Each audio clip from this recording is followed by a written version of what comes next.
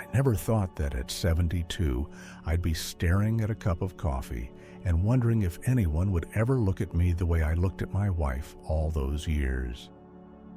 For more than a decade after she passed, I filled my days with quiet routines. I read the paper each morning, walked our dog around the block, and tended my small rose garden. I told myself that solitude was enough. I believed that chapter was closed. I kept busy with crossword puzzles, community bingo nights, and visits from my children.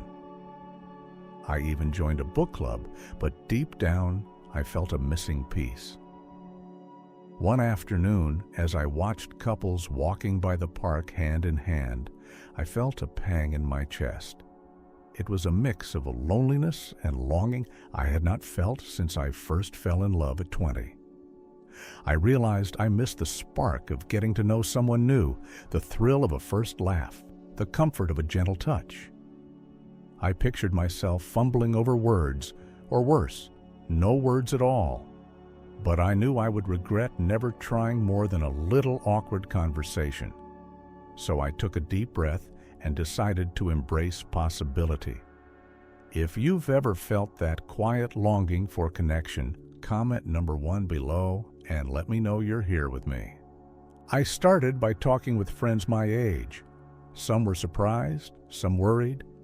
My friend Joe, who lost his wife 2 years earlier, told me I was brave.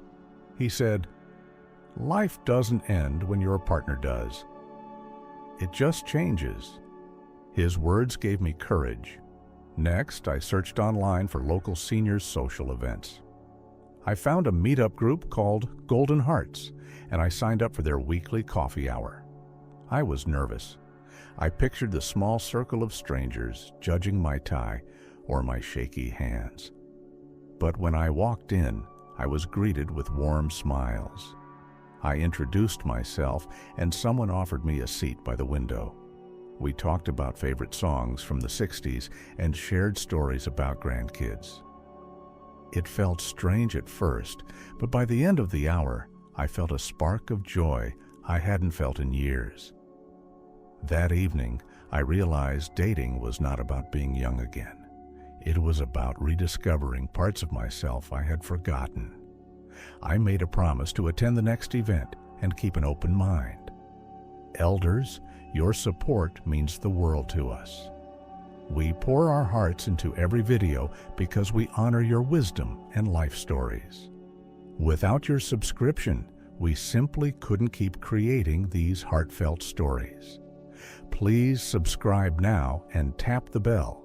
Your kindness fuels our channel. My first real date after all those years was with a woman named Linda. We met at the weekly dance night hosted by the Senior Center. I'll never forget the moment she smiled at me across the room. She wore a soft blue dress, and her eyes crinkled with warmth. My palms were a little sweaty, and I could feel the beat of the music in my chest. I worried I'd step on her toes, but she guided me gently. We danced slowly to an old Frank Sinatra song, moving in sync as if no time had passed. During the break, we sat on a bench in the hallway, sipping lemonade and talking about our favorite dance memories.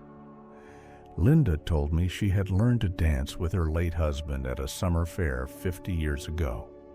I shared how my wife and I used to dance in our living room to her record collection. We laughed at how clumsy we both were.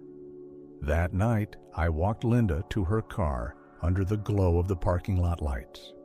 I felt alive again.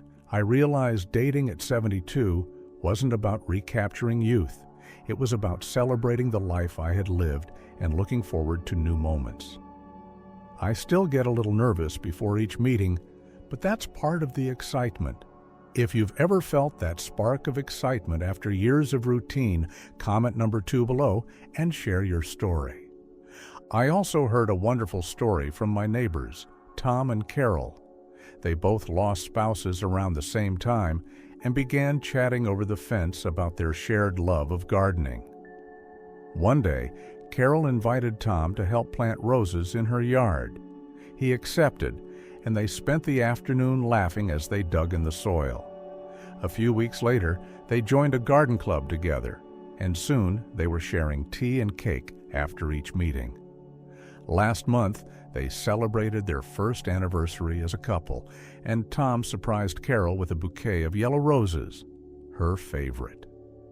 Their story showed me that love can grow quietly and bloom when you least expect it. I even reached out to Dr. Helen Fisher, a biological anthropologist who studies love, and she told me that our brains retain the capacity for romantic connection throughout our lives. She explains that falling in love activates the same reward centers in the brain, no matter our age. Dopamine and oxytocin still flow, giving us joy, trust, and a sense of belonging. Dr. Fisher's research gave me confidence that my feelings for Linda were real and healthy. Elders, we pour our respect and gratitude into every story because we honor your lifetime of experience.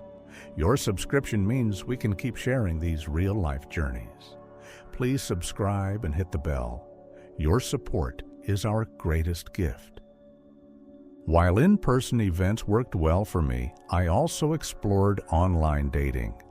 I created a simple profile on a seniors-only dating app called Silver Singles. I used a recent photo, wrote a few lines about my love for jazz music and my volunteer work at the library, and set my age to 72. I was honest and clear about what I wanted: companionship, conversation, and kindness. At first, I received messages that made me smile, and others I simply ignored. I learned to trust my instincts and never share personal details too quickly. I arranged video chats in well-lit rooms, always with the front door unlocked and a friend knowing my schedule. After a few weeks, I matched with Mr. Alvarez, a retired engineer who loved salsa dancing and cooking. We met for coffee at a cafe that offered live music on Thursdays. He wore a bright scarf and greeted me with a warm handshake. We talked for hours about our favorite recipes and travel dreams. When he walked me to my car, he said, "I've been waiting a long time to meet someone like you." I felt honored and happy. That simple act of setting up a profile led me to a friend who brings a smile to my face every week. If you've ever tried online dating or are curious to give it a go, comment number 4 below and tell me what holds you back. Dating at 72 did more than fill my days with excitement. It boosted my mental health.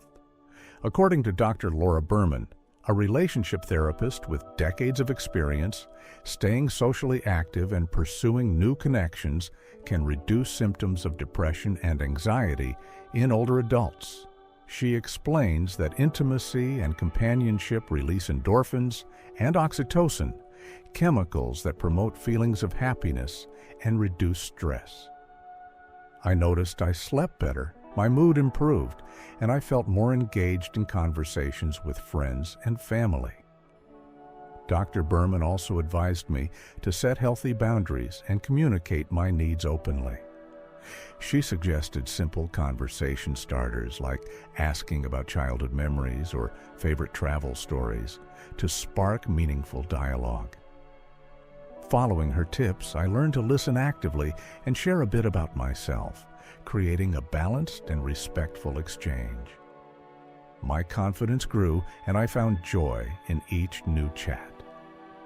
Your subscription is a vote of confidence in our work. We respect and value each of you. Please subscribe and turn on notifications. Your kindness makes it possible for us to keep creating content just for you.